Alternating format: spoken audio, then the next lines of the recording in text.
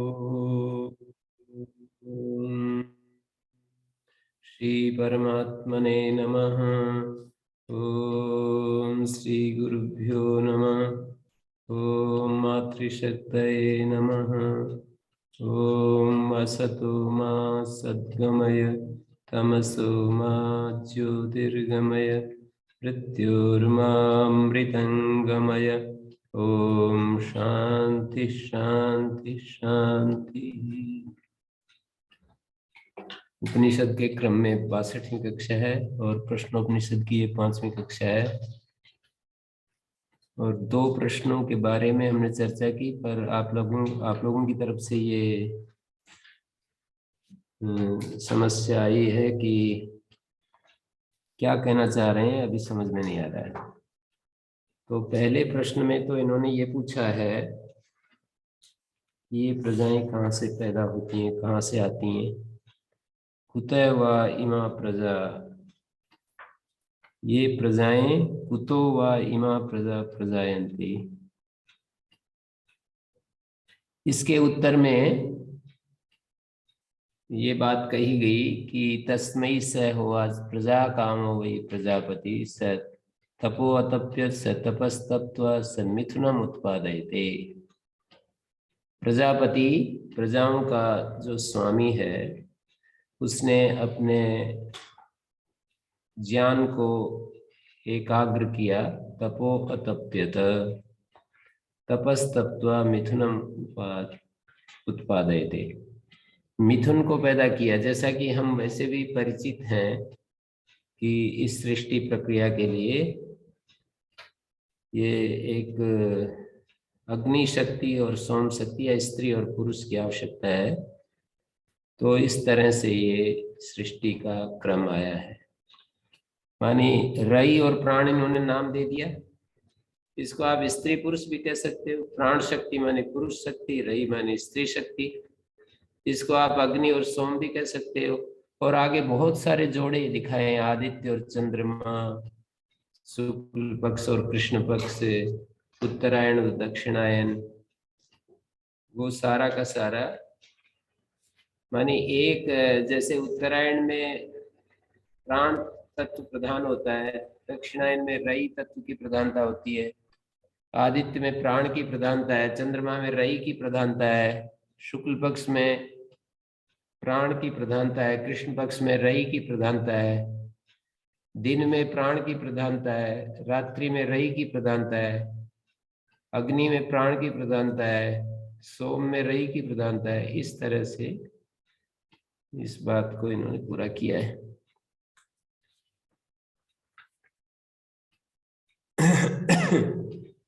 तो ये वैश्वानर विश्वरूप प्राणो उदयते विश्वरूपम हरिणम जात वेदसम ज्योतिरेकम तपंतम सहस्ररश्मि श्रद्धा वर्तमान प्राण प्रजानाम उदयते सूर्य। प्रजाओं का ये प्राण सूर्य के रूप में उदय हो रहा है। किरणवंतम हरिणम विश्वरूपम जात वेदसम परायणम ज्योतिरेकम तपंतम, एक ज्योति है जो तप रहा है।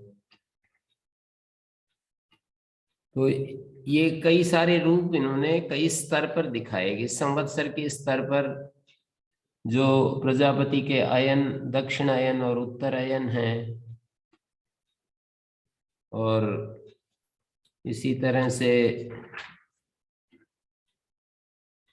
ये जो मास के स्तर पर कहें तो कृष्ण पक्ष और शुक्ल पक्ष है। अहोरात्र के संबंध में कहें तो अहोरात्र भी प्रजापति का रूप है, मास भी प्रजापति का रूप है, संवत्सर भी प्रजापति का रूप है। जैसे 9वें मंत्र में जहां जहां मैं बोलूं वहां वहां आप ध्यान कीजिए। 9वें मंत्र में संवत्सर प्रजापति का रूप कहा, और 12वें मंत्र में मास को प्रजापति का रूप कहा, 13वें मंत्र में अहोरात्र को प्रजापति बताया। प्रजापति अहोरात्र है और उसका प्राण, दिन को प्राण कहा है, रात्रि को रई कहा है। और 14वें मंत्र में अन्नम वही प्रजापति, अन्न को प्रजापति कहा, तो अन्न को प्रजापति कहकर और कहा कि ततो हवाए तद रेतः तस्मात् इमा प्रजायन्ते, अन्नम वही प्रजापति ततो हवै तद रेतः। तो जो प्रजापति व्रत का प्रजापति व्रत का आचरण करते हैं वे मिथुनम उत्पादयन्ते। मिथुन का मतलब है वहां पर स्त्री पुरुष को जन्म देते हैं। तेषाम एव एष ब्रह्मलोका येषाम तपो ब्रह्मचर्यम एषु सत्यम प्रतिष्ठितम। ये ब्रह्मलोक है उनका जो इस क्रम से जीवन जीते हैं। प्रजाओं को जन्म देना, केवल प्रजाओं को जन्म लेना, भोगों के लिए नहीं। तेषाम, तो ये प्रजापति व्रत ही है। तेषाम असो विरजो ब्रह्मलोका न येषु जिम्हम अनृतम न माया, जिनमें जिम्म नहीं है, अनृत नहीं है, माया नहीं है। तो ये पहले वाले प्रश्न में, हाँ जी गुरुजी, जो अपना 11वें श्लोक में जो हाँ जी संवत्सर, प्रजापति को संवत्सर कहा है, 5 पैरों वाला, जो 5 ऋतुएं की 12 महीने वाला, ये थोड़ा सा बताएं कैसे ये उसमें फिर 7 चक्कर और 6 अरों वालों को जोड़ रहे हैं। अच्छा, ये 11वें मंत्र में तो ये है, ये जो 5 ऋतुएं होती है ना, 6 ऋतु को 5 ऋतु कर दिया, शिशिर ऋतु और हेमंत ऋतु को एक मान करके। पंचपादम पितरम का अर्थ है 5 ऋतुओं वाला।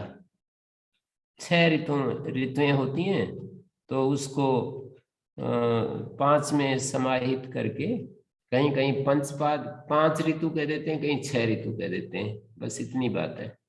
6 ऋतु, जैसे वो अंतःकरण के बारे में कहते हैं ना, 4 अंतःकरण के रूप है, 3 अंतःकरण के रूप है, 2 अंतःकरण के रूप में।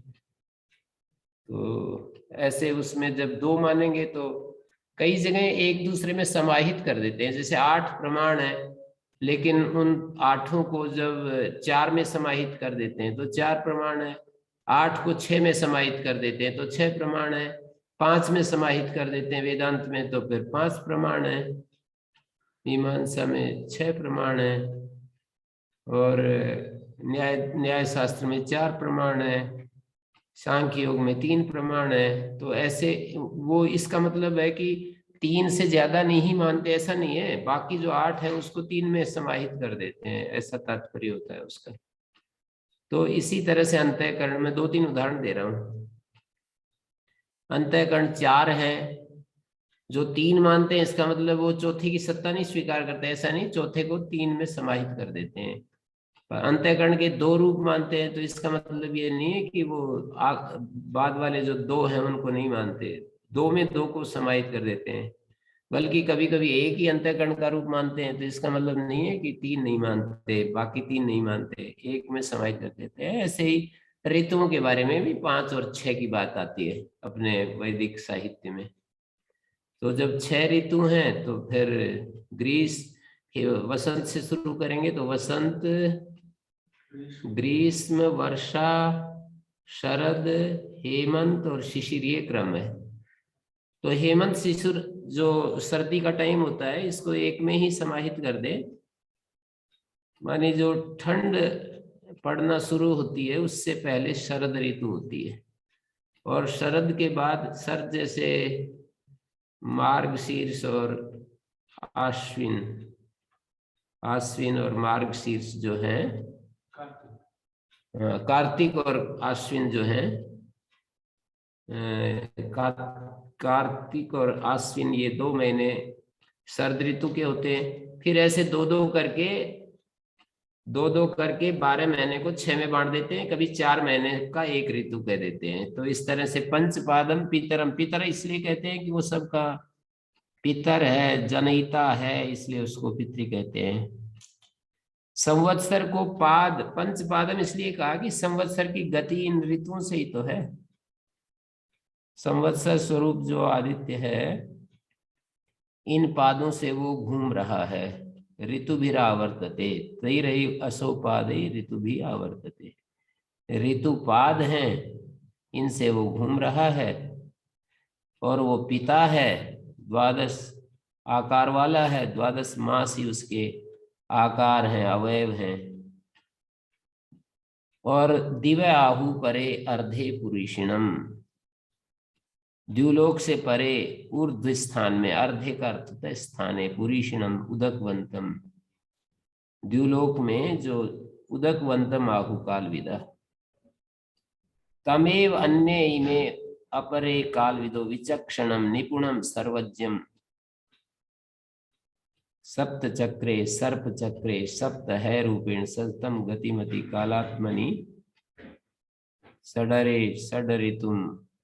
यहाँ पर षड ऋतुमति अह सर्वमिदं जगत कथयन्ति।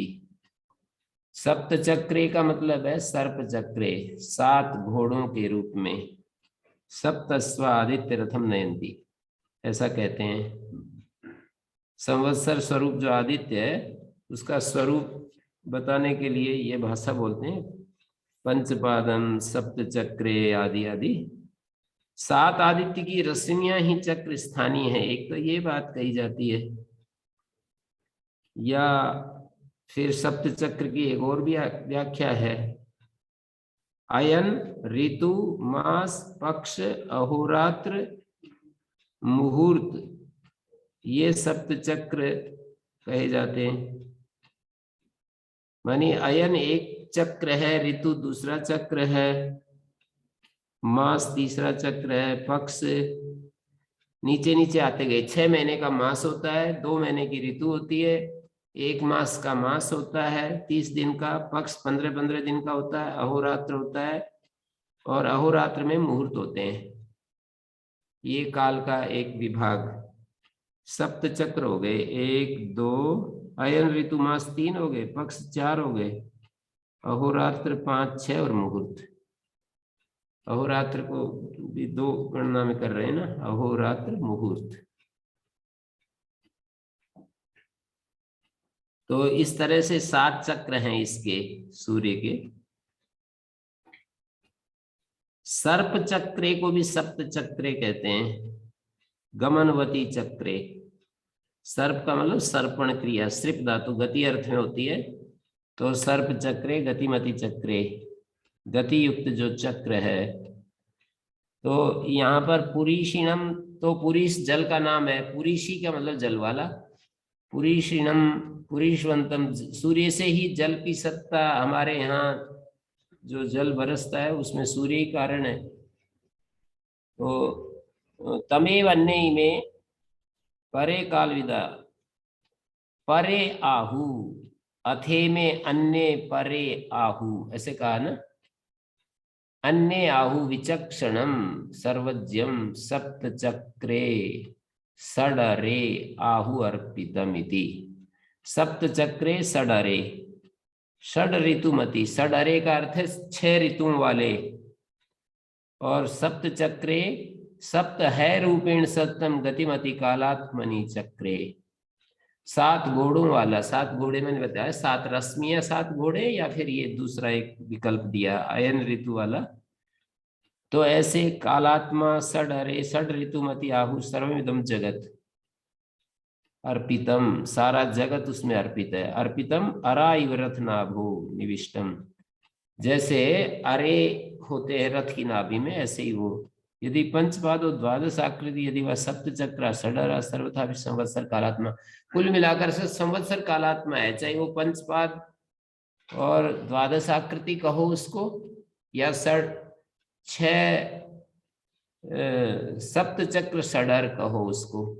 7 चक्रों वाला, दो विकल्प है ना, पहली पंक्ति में पंचपादम द्वादश आकृतम कहा, और दूसरी पंक्ति में सप्त चक्र षडर कहा है। ये षडर शब्द जो है सप्त चक्रे षडरे, सप्तमी का एक वचन है। सप्त चक्र वाले षडर में अर्पित है, क्या अर्पित है? जगत अर्पित है, सारा जगत जो है उसमें अर्पित है। अर्पितम अरा इव रथनाभू निविष्टम, जैसे अरे रथनाभि में निविष्ट होते हैं।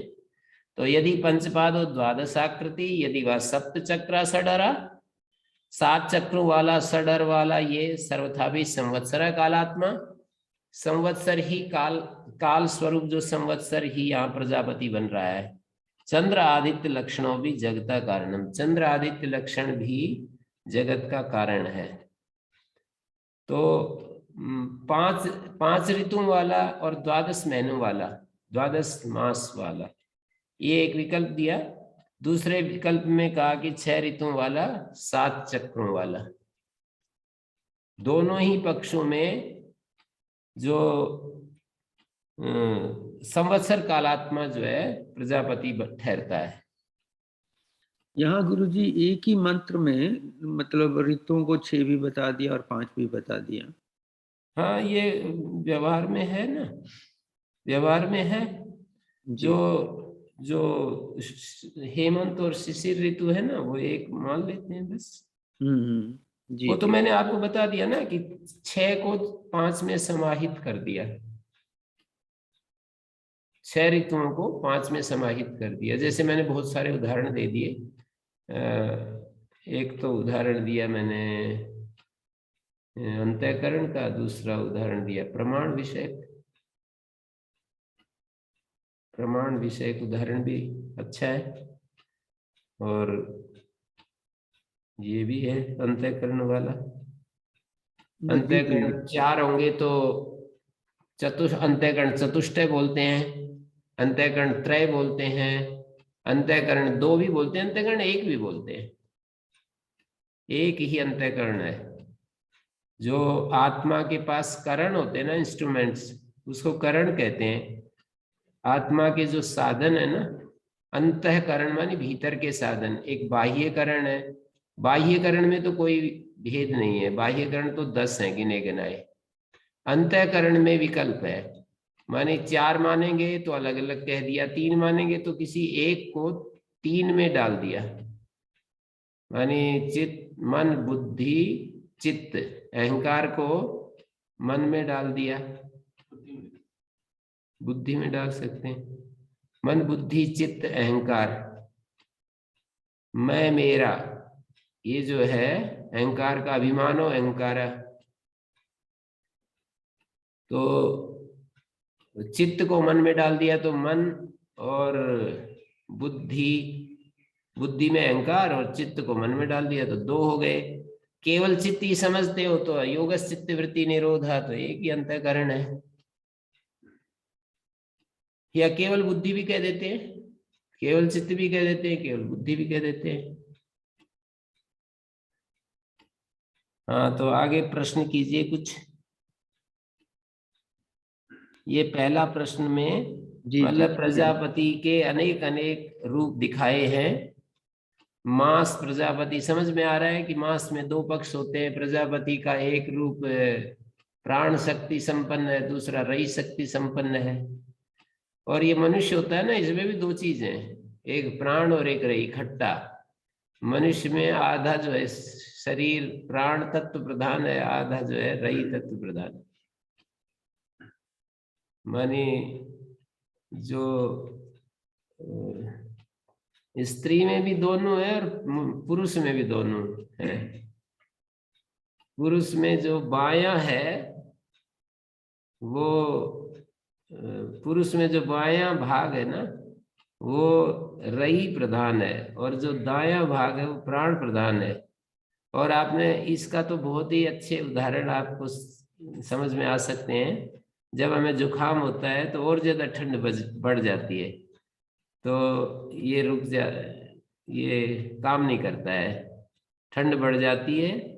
और क्या होता है, हमारा जो दाहिना स्वर है ना, वो बंद हो जाता है, बायां स्वर।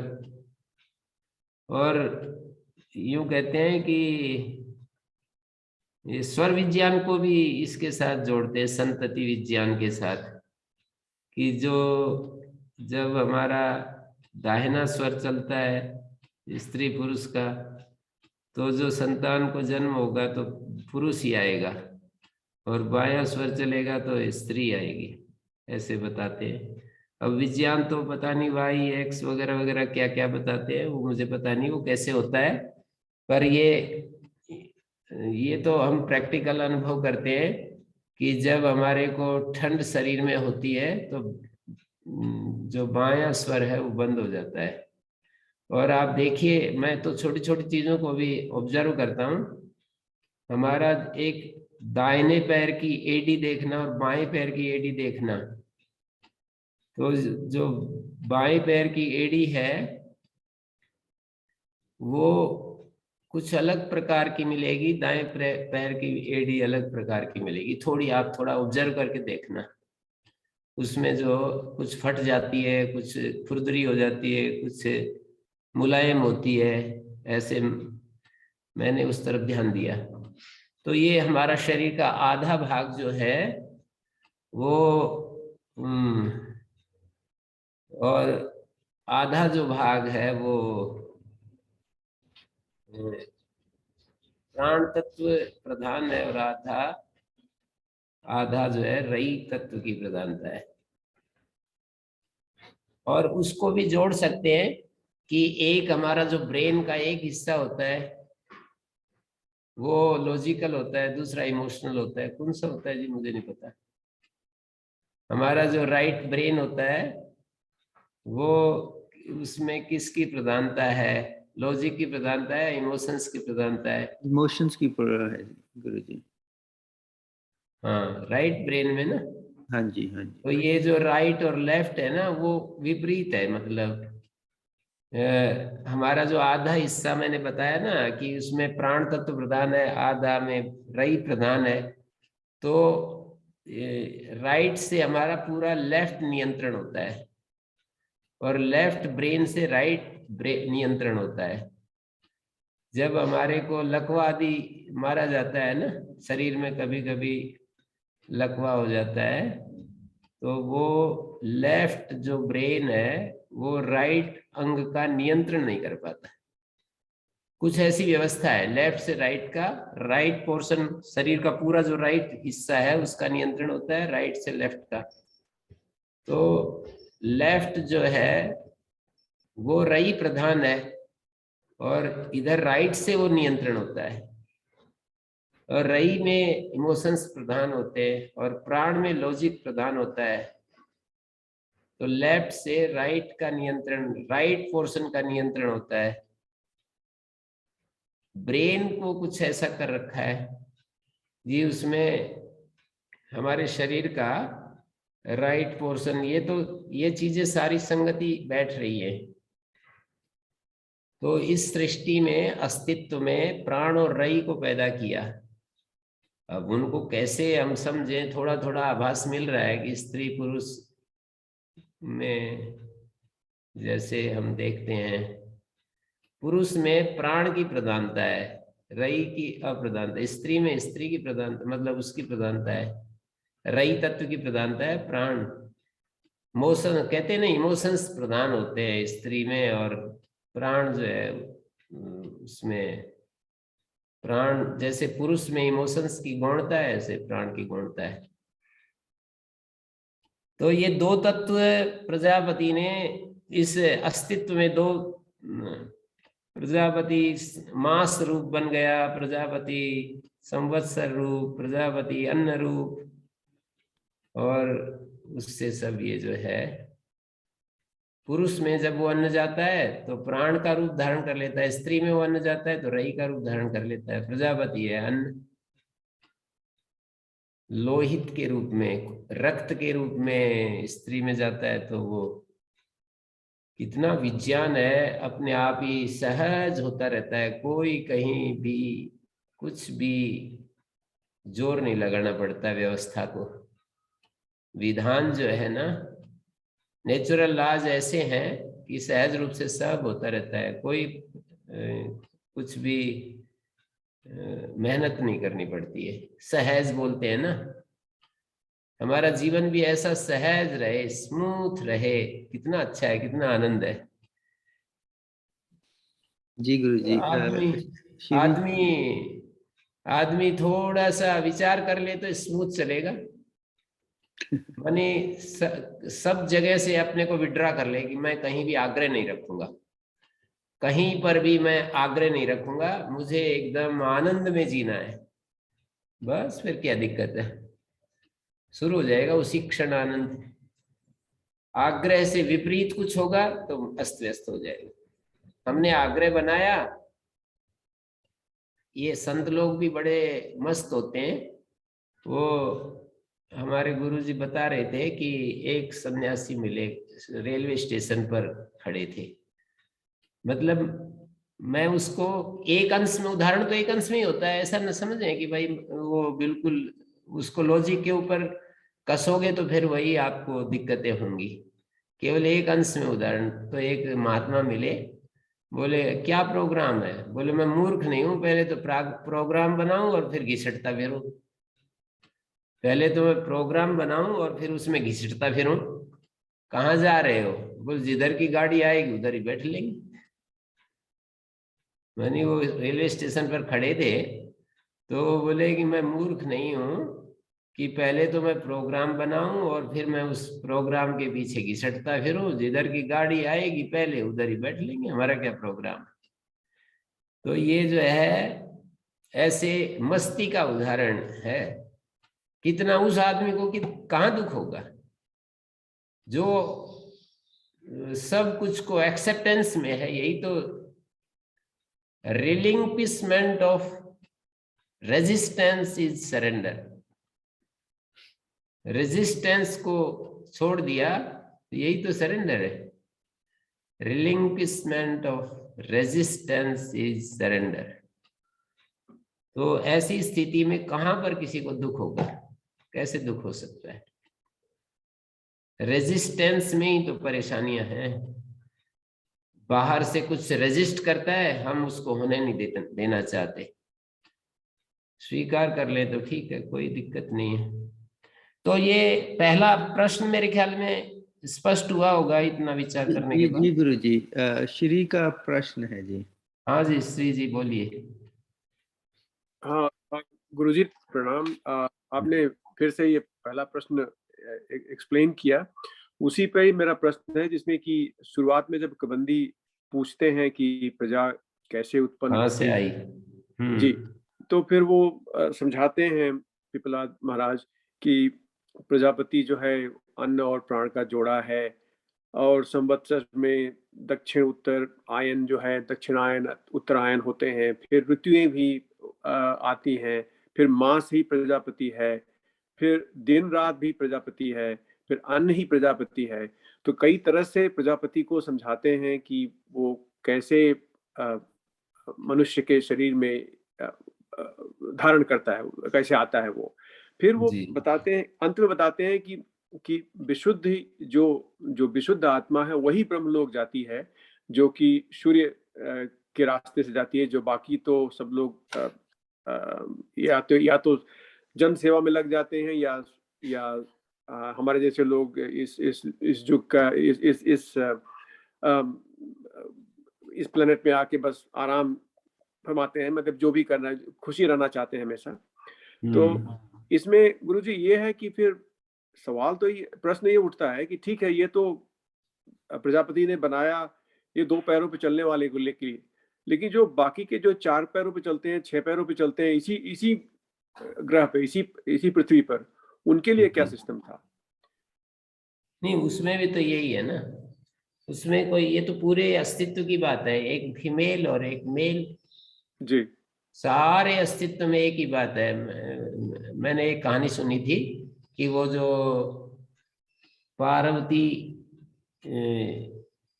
ये उसकी माँ बैठी हुई थी, तो उसके पीठ पर एक बहुत ही वो लाल लाल ऐसे जैसे कोई लकड़ी, ऐसे लकड़ी का निशान पड़ा हुआ है।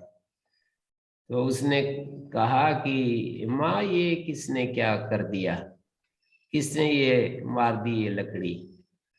तो उसने कहा तुमने ही, तुम्हारी है। तो वो कहने लगा कि मैंने कब मारी, मेरा नाम क्यों ले रही है? वैसे ही कि वो जो बिल्ली गई थी ना उधर से, तो तुमने उसको मारा था ना। तो कहा हाँ मारा था उसको। तो बोले सारी स्त्री जाति मैं ही तो हूं। तो कहते हैं इस बात को, इस एक्सप्लेनेशन को पकड़ लिया उन्होंने और उसने ब्रह्मचर्य व्रत धारण कर लिया। ये जो गणेश जी कहते हैं ना जी। तो पार्वती के पुत्र गणेश जी जो थे उन्होंने इस बात को पकड़ करके ब्रह्मचर्य धारण कर लिया। ये तो समझाने के लिए होती है आख्यायिकाएं, कोई उसमें लॉजिक ढूंढने की जरूरत नहीं होती है। और वो कुछ ही तत्व की तरफ इंगित करती है, इशारा करती हैं, चेष्ट हमारे को समझाने के लिए कुछ संकेत मात्र होती हैं। तो इस अस्तित्व में जो नियम एक शरीर में दिखाई दे बता दिए वो तो सारे ही अस्तित्व में फीमेल और मेल दोनों एक एक, गाय में भी वो दोनों चीजें हैं और बुल में भी दोनों चीजें हैं और इसी तरह से ऊंट बकरी घोड़ा सब में उसका आधा हिस्सा मेल है आधा फीमेल है। ऐसे हम समझ सकते हैं। इसमें ये ज्यादा जटिल नहीं है। ये तो हम पुरुष एक पुरुष में बता दिया तो ये तो सारे अस्तित्व को ही बता दिया है उपलक्षण के रूप में। पुरुष क्योंकि हम उसके ज्यादा ही अध्येता हैं और इसको हम समझते हैं। तो यदि पुरुष समझ में आ जाए, सबसे कॉम्प्लिकेटेड है पुरुष ही, ये यदि समझ में आ जाए तो बाकी को तो हम इस ज्ञान को ट्रांसफर कर देंगे आराम से। पशु पक्षियों की क्या गति होती है? दक्षिणायन उत्तरायण नहीं, तीसरी उनके लिए तीन व्यवस्था कही है ना बृहदारण्यक में। तीन, एक उत्तर मार्ग से जाते हैं, एक दक्षिण मार्ग से जाते हैं और तृतीया गति जो है जायस सुम्रियस। वो भी तो उनके लिए नहीं है, तो कोई गलत कर्म भी तो नहीं करते। नहीं, मनुष्य जीवन से जायस सुम्रियस स्थिति मिलती है। अच्छा, उन्हें फिर मनुष्य जीवन मिलती है? नहीं, मनुष्य जीवन जो होता है उसके कर्मों के अनुसार जायस सुम्रियस नाम की तीसरी गति होती है। जो पाप कर्म करने वाले हैं। हाँ, जायस सुम्रियस वो मरते रहते हैं, जीते रहते हैं। फिर तो पाप कर्म करते नहीं है। नहीं, मनुष्य के आधार पर ये तो जो दूसरी योनियां हैं उनकी क्या होती है? मैं कह रहा हूँ ना, उन दूसरी योनियां जो होती हैं कर्म नहीं करते हैं, वो तो केवल भोग योनि है। उनकी क्या गति होती है मरने के बाद? मरने के बाद फिर वो जब तक उनके कर्मों का फल भोगना होता है तब तक मरते जीते रहते हैं। एक गाय के बाद दूसरी गाय बन जाएगी, दूसरी गाय के बाद तीसरी गाय बन जाएगी, या घोड़ा बन जाएगा, या कोई कुछ भी बनता रहेगा जब तक कर्म पूरे हो जाते हैं। फिर मनुष्य आ जाते हैं, मनुष्य योनि में आ जाते हैं। तो जायस सुम्रियस्व एक नाम की तीसरी स्थिति बतलाई है, उसको गति नहीं कहते। यहाँ पर ये दिया है अथेतयो पथो न कतरेण चंतानी मानी क्षुद्राणी असकृदावर्तिनी भूतानी भवंती। एक श्रुति वचन बोल रहा हूं। इन दोनों रास्तों से न कतरेण चन, किसी एक से जो नहीं जाते, तानी मानी क्षुद्राणी असकृदावर्तिनी, अनेक बार घूमते रहते हैं। जायस सुम्रियसिते तृतीयम स्थानम, ये तीसरा स्थान है। प्रजा है तीसरो आत्मा अत्यायम ईयु, प्रजा जो थी वो तीसरा प्रजा अत्यायम अति ईयु, आयम ईयु गतिम ईयु। आयम मानी गतिम और अति जो है ईयु से जुड़ गया, अतियु। ये तीन प्रजाएं हैं। मानी कौन सी? उत्तर मार्ग से जाने वाली, दक्षिण मार्ग से जाने वाली और जायस सुम्रियस। मरो जियो बस, कीट पतंग की तरह। जैसे एक चींटी है, पैर रखा गया मर गई, फिर कुछ चींटी का जन्म हो गया या किसी और का जन्म हो गया। ये परमात्मा को वैसे हम सोचते हैं तो बहुत जटिल लगता है कि ये सब चलता कैसे है, पर ये तो वहां तो कुछ भी नहीं है।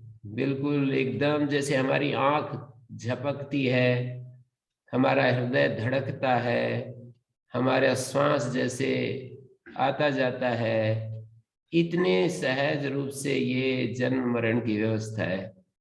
कुछ है ही नहीं, कुछ कष्ट है ही नहीं। मनुष्य इसको देखता है तो चकरा जाता है कि ये सारी ऐसी कैसे कैसे ये व्यवस्था होती है, कैसे निर्माण होता है। एक मनुष्य जन्म लेते ही मर जाता है और एक को फिर खूब सारे दिन तक जीना पड़ता है, एक मध्य में ही चला जाता है। कर्मणा गहना कर्मणो गति, आखिरी में तो बस एक ही सूत्र बोलना पड़ता है कि कर्म की गति बड़ी विचित्र है। हाँ जी, तो श्री जी बोलिए। हाँ जी गुरुजी, ये तो स्पष्ट हो गया। तो थोड़ी देर पहले आपने एक बात बताई, जो जो एग्जाम्पल उदाहरण दे रहे थे आप, कि relinquishment of resistance of surrender is happiness. तो वो तो आपने साधु जी के बारे में बताया। आप हम लोगों के बारे में बताइए, जो कि कॉमन अल्पज्ञ लोग हैं, साधारण लोग हैं, इनके जीवन में कैसे रिलिंक्विशमेंट नहीं, किया। आप लोग भी कम करते जाइए, जितना आग्रह है उनको कर्म करते जाएंगे उतना ही आपका आनंद बढ़ता जाएगा। और विशेष करके आप तो हमारे ही श्रेणी में आ रहे हैं ना।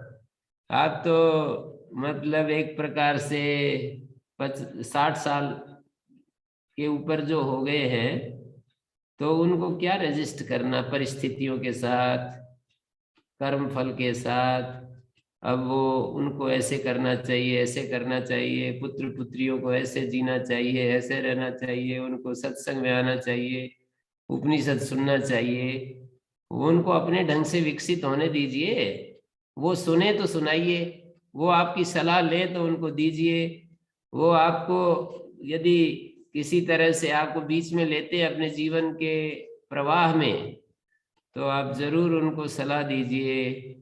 जो आपको ठीक समझ में आया जीवन का फॉर्मूला, वो जरूर बताइए। और यदि आप समझते हैं कि नहीं, कभी कभी बिना बताए भी, पूछने पर भी बता देना चाहिए, तो कम से कम बताने की कोशिश कीजिए। मतलब कम से कम का मेरा मतलब है कि कभी कभी जितना कम बताएंगे उतना ही ज्यादा प्रभावशाली हो जाएगा, और जितना किसी को हम ज्यादा बताएंगे उतना ही वो उसकी वैल्यू कम होती चली जाएगी। तो इसलिए ये सब एक्सपीरियंस करके और हमें निर्धारित निर्णय ले सकते हैं, जो अपने सूत्र है जीवन के, कि कोई हम पीछे पड़े रहेंगे जितने संतानों के, उतना ही वो हमारी बात तो नहीं मानेंगे और संघर्ष जरूर पैदा कर देंगे। उनके लिए भी संघर्ष हो जाएगा, हमारे लिए भी। वो भी परेशान रहेंगे और हम भी परेशान रहेंगे। तो आप दृष्टा बन करके और बिल्कुल एकदम से उसको देखते रहिए। घर में जो घटना होती हैं उसको दृष्टा बनकर, शीयर बन करके ऑब्जर्व कीजिए। और जो जो मानी ऑब्जर्व्ड है, जो चीजें हैं ना, उनके साथ तादाद मत कीजिए। विटनेस बन करके जो चीजें हैं, घटनाएं हैं, उनको आप केवल देखिए, ऐसे जैसे कि पक्षी आपके सामने से गुजर जाते हैं और आप उसके पीछे नहीं पड़ते, बस निकल गए। नदी का प्रवाह जैसे आपके सामने से गुजरता है और चला जाता है, और आता है, वो भी चला जाता है, और आता है, वो भी चला जाता है। तो अपने अपने पास जो विवेक आया है ना शास्त्र से, अपने एक्सपीरियंसेस से, दूसरों के अनुभवों से, दूसरों के समझाने से, महापुरुषों के किसी किसी बात को सुनने से जो हमें अच्छा ज्ञान उत्पन्न हुआ है, वो कितना अच्छा होता है। और यदि हम अपने आग्रहों को छोड़ दें, अपने जो हमने जो निष्कर्ष निकाले हैं कि यही सत्य है, ठीक है, हमारे लिए वो सत्य है, तो उसके ऊपर जिए। पर सारा संसार अभी आप रिसेप्टिव नहीं है, तो भगवान की तरह उनको देखें, क्योंकि भगवान तो सबसे ज्यादा प्रेम करते हैं। ईश्वर जिसको कहते हैं, वो तो सबसे ज्यादा प्रेम करते हैं ये सारी प्रजाओं के साथ। पर वो कितना विटनेस बन करके देख रहा है। कोई कुआं में पड़ता है तो फिर भी ऐसे आराम से देखता है, कोई मिट्टी खाता है तो उसको कोई बात नहीं, कोई आदमी कुछ कुछ भी करता है तो दुखी नहीं होता है ना, कुल मिला करके। तो जैसे ईश्वर इस अस्तित्व में है और वो शृण्वन्तु सर्वे अमृतस्य पुत्रा, वेद मंत्र में ये कहा है कि हे अमृत के पुत्रों मेरी बात सुनो। तो अमृत के पुत्र बताए हैं जीवों को, परमात्मा अमृत है और उसके हम पुत्र हैं। तो अमृत के पुत्रों को अमृत बन करके तो रहना चाहिए। सर्प के पुत्र को सर्प रहने के लिए कितनी स्वाभाविकता है, बिल्ली के पुत्र पुत्री बिल्ली बन करके कितने स्वाभाविक, गाय के पुत्र गाय बन करके, भैंस के पुत्र भैंस, बंदर के पुत्र होते ही कैसे उछलने लगते हैं। तो ऐसे अमृत के पुत्रों को अमृत सबसे बड़ी वैल्यूएबल चीज है। अमृत पुत्रों के लिए अमृत सबसे वैल्यूएबल चीज है। तो आपके लिए तो यही है, आप अमृत हैं और अमृत बन करके रहे। और ये कोई कठिन काम नहीं है, बहुत ज्यादा कठिन नहीं है। बस आग्रहों को छोड़ दो, रेजिस्टेंस को ढीला कर दो जितना हो सके, और आप देखेंगे कि कितना सहज है, सरल है। कुछ हम कल्पनाएं करते हैं, कुछ हम निर्णय लेते हैं, और फिर हम उस निर्णय के अनुसार नहीं होता है तो फिर हम अपने चक्रव्यूह में फंस जाते हैं। तो उसको थोड़ा सा कितना सहज हो जाएगा जीवन, देखिए आप पूर्ण बन करके रहेंगे तो आपके मित्र मंडली, आपके परिवार के लोग, आपके बाल बच्चे, आपके इर्द गिर्द वाले लोग अननोइंगली आपसे कुछ न कुछ सीखते जाएंगे। और मैं कितने सारे लोगों को जानता हूं, मैं अपने जुड़े हुए लोगों को, वो कितने दुखी रहते हैं किस बात से, कि वो जैसा हम सोचते हैं वैसा नहीं करते। बस एक ही बात है, केवल एक ही बात से दुखी रहते हैं कि हमारे बच्चे जैसा हम सोचते हैं वैसा नहीं। आप तो अब 60 साल के हो गए हो तब सोच रहे हो ना, अब आप 15 साल के 20 साल के थे तब जा करके देखेंगे तो आप भी यही पाएंगे कि हम भी ऐसे ही करते जैसे ये कर रहे हैं। पर आपका मोह आपको ये कहेगा कि ठीक है हम तो करते थे, पर अब हमें तो किसी ने बताया नहीं, हम तो इनको बता रहे, तो इसलिए जो है इनको समझ जाना चाहिए। मैं केवल आपको नहीं कह रहा, मैं एक जनरल बात कह रहा हूँ, मतलब एक सामान्य बात कह रहा हूँ। ये तो एक एग्जाम्पल है, और भी कितने आग्रह होते हैं। कोई व्यापार करते हैं, उसमें सफलता ही मिलनी चाहिए, हमारा आग्रह होता है। कोई खेत में अनाज डालते हैं, आग्रह होता है कि इतना अनाज आना चाहिए, और ये बीच में ही कुछ और हो जाता है। बीच में ही बिजली खत्म, मतलब वो इलेक्ट्रिसिटी नहीं आती है, पानी नहीं दे पाते हैं, या वर्षा नहीं होती है, या ओले पड़ जाते हैं, सूख जाता है सब कुछ। कितना ज्यादा रेजिस्टेंस है अस्तित्व में। तो उसको हम इसलिए रेजिस्टेंस है कि हम एक्सेप्ट नहीं कर पाते जो भी घटना हो रही है। इसी का नाम तो निष्काम है ना। निष्कामता और क्या है, गीता पूरा ये बात कह रही बार बार कि मैं कर्म का करता हूं और ये मेरा कर्म फल मुझे मिलना चाहिए। ये दो बात छोड़ दीजिए, फिर जीवन में कहां पर दुख दर्द है, प्रतिकूलता है, मुझे नहीं लगता है। मैं भी इसी रास्ते का पथिक हूँ, मैं भी कोशिश कर रहा हूँ, आपकी तरह ही हूँ। 2 कदम पीछे, कोई 2 कदम आगे है, मतलब यात्रा में है हम सब लोग। तो यात्रा में जो यात्री हैं उनको कोई साथ चलना चाहे तो साथ लेकर चलो, नहीं चलना चाहे तो उनको अपनी मस्ती में एक्सपीरियंस लेने दीजिए उनको। वो जैसे भी मनुष्य तो विवेकशील है ना, वो एक्सपीरियंस कर लेगा कि भाई बहुत सारी ऊर्जा वेस्ट हो गई, बहुत सारा समय बर्बाद हो गया। जब उसको एक्सपीरियंस हो जाएगा तो वो भी फिर, हम लोग जब 60 साल के ऊपर के हो जाते हैं ना तब अलग ढंग से सोचते हैं। मैं तो ये सोचता हूँ कि 60 साल की उम्र में जो हमारी बुद्धि बनती है वो यदि 12-13 साल की उम्र में मिलनी चाहिए तो जीवन कितना आनंद बीतेगा। तो शायद ये भी हो जाएगा। पूरी जीवन यदि हमने ऐसा कोशिश की तो 12-13 साल की उम्र में भी, 10 साल की उम्र में भी हमारे को वो बोध हो जाएगा जो अभी 60 साल के बाद हुआ है। अगले जन्म में होगा, पर अभी तो खैर हो लिया जो होना था।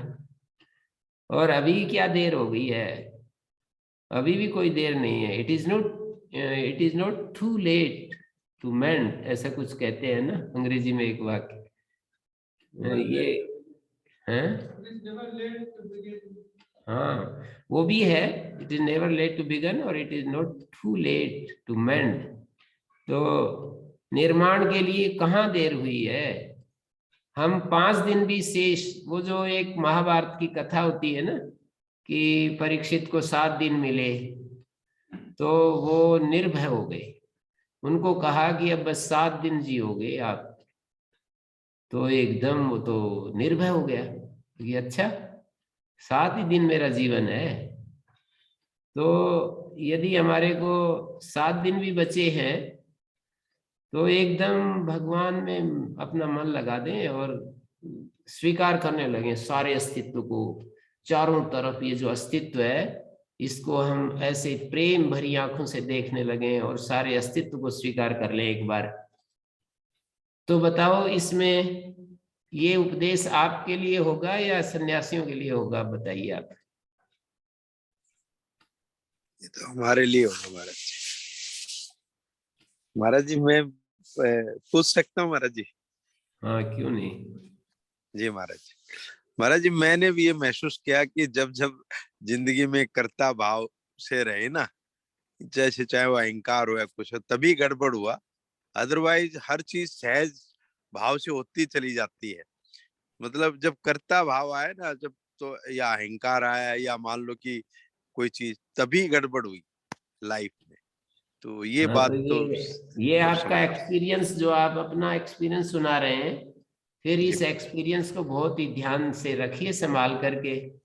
कम से जी कम अब आगे, कम से कम आगे जो है ना, उस जिस कारण से दुख हुआ है वो दोबारा कारण रिपीट नहीं होना चाहिए, दुख का कारण।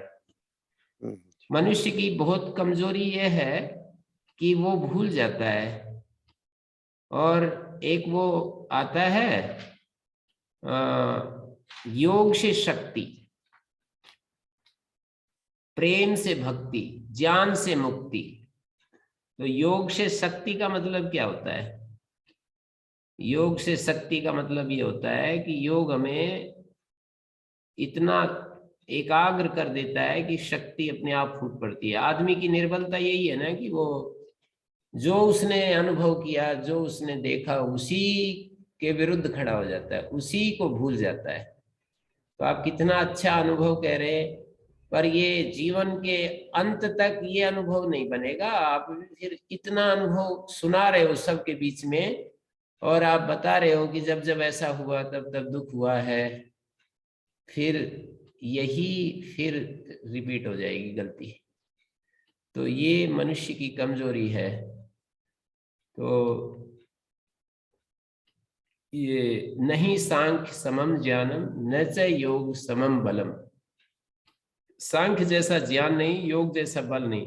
योग में बल क्या है, यही बल है कि हम एकाग्र रहते योग के माध्यम से। सांख्य ज्ञान है कि आत्मा अनात्मा से अलग है, बिल्कुल आत्मा अनात्मा दो अलग तत्व हैं। ये ऐसे है बिल्कुल प्रकाश और अंधकार की तरह, कभी भी इनका मिश्रण नहीं होता है। आत्मा और अनात्मा का कभी भी मिश्रण नहीं होता। पर ये सारा कितना बड़ा खेल हम खेल रहे हैं, मिश्रण का ही तो खेल है ये जो हम जो जीवन जी रहे हैं, ये सारा मिश्रण के ऊपर ही तो चल रहा है। प्रकाश और अंधकार की तरह है आत्मा अनात्मा। तो भाष्यकार शंकर भाष्य शुरू कर रहे हैं वेदांत सूत्र का, यहीं से शुरुआत करते हैं कि ये जो मैं और मेरे सामने फैला हुआ जो अनात्म रूप में जो भी है, ये अंधकार और प्रकाश की तरह बिल्कुल अलग है। लेकिन ये अलग होते हुए भी क्या कुछ हुआ कि बिल्कुल अनादिकाल से नैसर्गिक रूप से ये जो आत्म अनात्म जो है ना, ऐसे मिल गए जैसे एक ही है बिल्कुल। तो इस अध्यास को तोड़ने के लिए हम शास्त्र पढ़ते हैं, इसके लिए साधना करते हैं, इसके लिए महापुरुषों के पास जाते हैं, अपना विवेक प्रयोग करते हैं, ये सब करते हैं। तो इसको करना है अब। हाँ जी शेखर जी, और बोलिए कुछ। जी गुरु जी, नहीं बहुत धन्यवाद जी, क्लैरिटी हो गई है गुरु जी। पहले अध्याय में जी। हाँ जी, तो ये हो गया दूसरे अध्याय, दूसरे पाद में। इसमें अध्याय प्रश्नोपनिषद पहला प्रश्न और दूसरे प्रश्न में ये बात चली है कि कति एव देवा प्रजाम धारयन्ते, कितने देवता हैं जो प्रजा को धारण करते हैं। कतरे तत् प्रकाशयन्ति, कितने हैं जो इसको प्रकाशित करते हैं। और कितने कह पुनरेशम वरिष्ठ। ये तो छोटा ही प्रश्न किया, थोड़े ही प्रश्न किए हैं कि कितने देवता प्रजा को धारण करते हैं।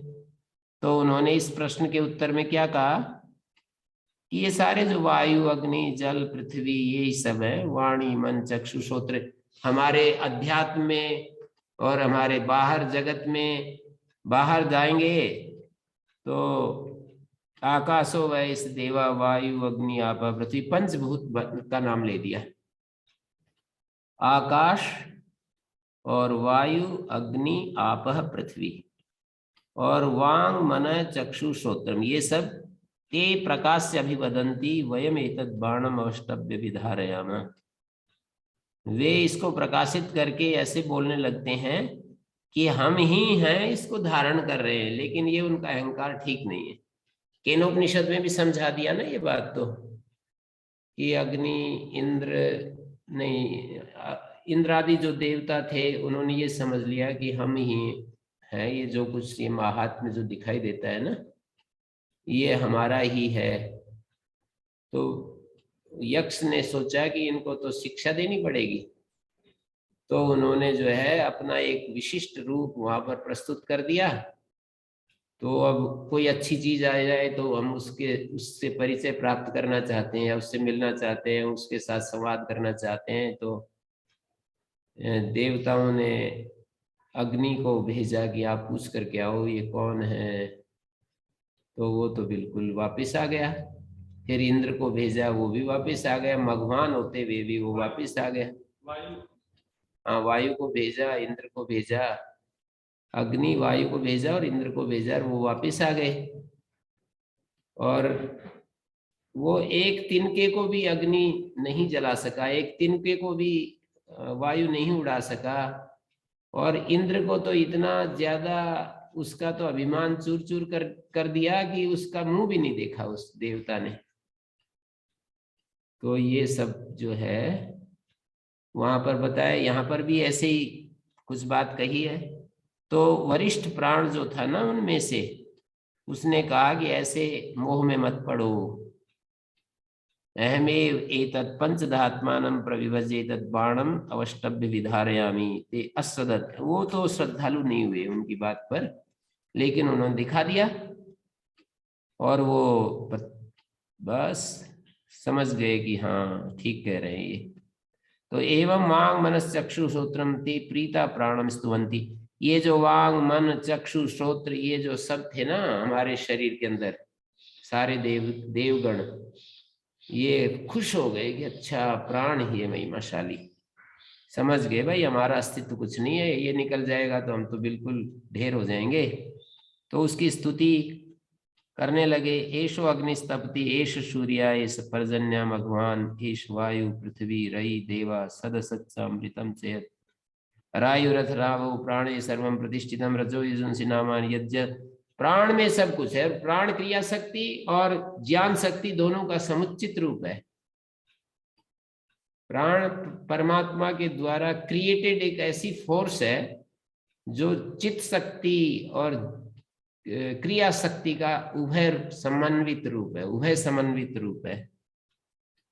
ये सारा गीत जो है प्राण की स्तुति में गाया गया। फिर तो प्रश्न क्या था कि कति एव देवा प्रजाम विधारयन्ते। मानी प्राण अत्ता है प्रजापति के रूप में, प्राणो अत्ता प्रजापति ऐसे कहा पीछे वाले मंत्र में, पीछे वाले प्रश्न में। तो प्रजापतित्वम अत्रित्वम च अस्मिन् शरीरे अवधारयितव्यम्, ये जो अत्रित्व है प्रजापति का वो इस शरीर में धारण करना, मतलब निर्धारण करना है, निश्चित करना है। तो कितने देवता प्रजाम मानी शरीर लक्षणाम प्रजाम विधारयन्ते, विशेषण धारयन्ते, और कितने इसको, एतत् शब्द एक वचन में, बुद्धि इंद्रिय कर्मेंद्रिय विभक्तानाम एतत् प्रकाशनम स्वमाहात्म प्रख्यापनम प्रकाशयन्ते कोशो पुनर्वेशम वरिष्ठ प्रधान कार्यकरण लक्षणानाम। ये कार्यकरण लक्षण जो हमारा अस्तित्व है इसमें प्रधानता किसकी है। और तीसरा बुद्धि इंद्रिय कर्मेंद्रिय, ज्ञानेन्द्रिय कर्मेंद्रिय जो के रूप में विभक्त हुए इनका जो एतत् प्रकाशनम स्वमाहात्म्य प्रख्यापनम कतरे, कितने हैं जो एतत् प्रकाशनम स्वमाहात्म्य प्रकाशनम प्रकाशयन्ते। स्वमाहात्म्य प्रख्यापनम अवकाश दानादिकम आकाशादीनां माहात्म्यम तस्य ख्यापनम तस्य लोकान् प्रति प्रकटनम तत् प्रकाशयन्ते कुर्वन्ति। विभक्ता नाम यहाँ पर भाष्यकार ने प्रयोग किया है, बुद्धिन्द्रिय कर्मेंद्रिय विभक्ता नाम में से, निर्धारण में षष्ठी है, ज्ञानेन्द्रिय और कर्मेंद्रियों में से कितने हैं जो प्रकाशन, एतत् प्रकाशनम स्वमहात्म्य प्रकाशनम स्वमहात्म्य प्रख्यापनम प्रकाशयन्ते। स्वमहात्म्य प्रख्यापनम का मतलब है अवकाश दान आदि जो आकाश आदि का महात्म्य है उसका ख्यापनम लोकों के प्रति प्रकटनम तत् प्रकाशयन्ते।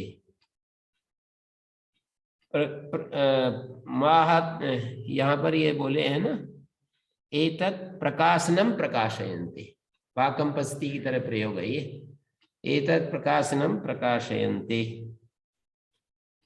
तो अवकाश दानादिकम स्व स्व कार्यम सर्वलोक प्रकटम यथा तथा कतरे कुर्वन्ति, कौन कौन से करते हैं। तो ये सारे दोनों का तो लगभग एक ही तो उत्तर है, कतेव देवा प्रजाम विधारयन्ते कतरे तत् प्रकाशयन्ते, दो प्रश्नों का तो एक ही उत्तर है। ये देवता हैं सारे, अपने शरीर में ज्ञान इंद्रियां कर्मेंद्रियां सब देवता ही तो हैं, मन है बुद्धि है सब अंतःकरण बाह्यकरण आदि के रूप में ये सब इस शरीर को प्रकाशित कर रहे हैं और इसको धारण कर रहे हैं। पर इसमें सब में प्राण भी मिला हुआ है, ये जो बताए हैं इनमें प्राण भी मिला हुआ है। तीसरे प्रश्न के उत्तर में प्राण को श्रेष्ठता दे दी और बाकी उसके अनुचर है ये बता दिया। तो मेरे ख्याल में ये प्रश्न भी समझ में आ गया होगा। ये जो कितने देवता प्रजा को विधारण, शरीर लक्षण प्रजा को धारण करते हैं, ये प्रश्न और कतरे तत् प्रकाशयन्ते, इन दोनों प्रश्नों में प्राण भी मिला हुआ, उत्तर में प्राण भी मिला हुआ है। जैसे बाह्य जगत में देखा तो आकाश वायु अग्नि आप पृथ्वी ये है ना, और अपने आंतरिक जगत मतलब आध्यात्मिक जगत में शरीर में देखें तो वाणी मन चक्षु और श्रोत्र। तो यहाँ पर ते प्रकाश से अभिवदन, ये मतलब इसमें प्राण भी है ना, प्राण भी है और दूसरे देवता भी हैं, तो ये सारे इसको प्रकाशित कर रहे हैं। और तीसरा प्रश्न था कैसाम वरिष्ठा, सारे वरिष्ठ नहीं है, इनमें से कोई एक वरिष्ठ है, तो उसको प्राण बता दिया, प्राण वरिष्ठ है। ये मुख्य प्राण जो 5 भागों में अपने को बांट रखा है ना, प्राण ने प्राण अपान व्यान समान उदान के रूप में बांट रखा है, वो इसको कर रहे हैं। तो ये सारी इसकी स्तुति में गीत है। ये सब अस्तित्व में जो कुछ हमारे शरीर में और बाहर जो कुछ भी होता है ये प्राण के द्वारा हो रहा है, ऐसे बता दिया। हाँ जी शेखर जी बोलिए। जी गुरु जी, नहीं आज स्पष्ट हो गया गुरु जी, कल थोड़ा सा ऐसे ही बस मिस हो गया था, तो आज रिव्यू भी किया और फिर आपने दोबारा कर दिया तो फिर मुझे स्पष्ट हो गया जी। धन्यवाद गुरु जी। तो टाइम हो गया है, किसी का और कुछ प्रश्न है तो पूछ सकते हैं, नहीं तो पूर्ण करेंगे।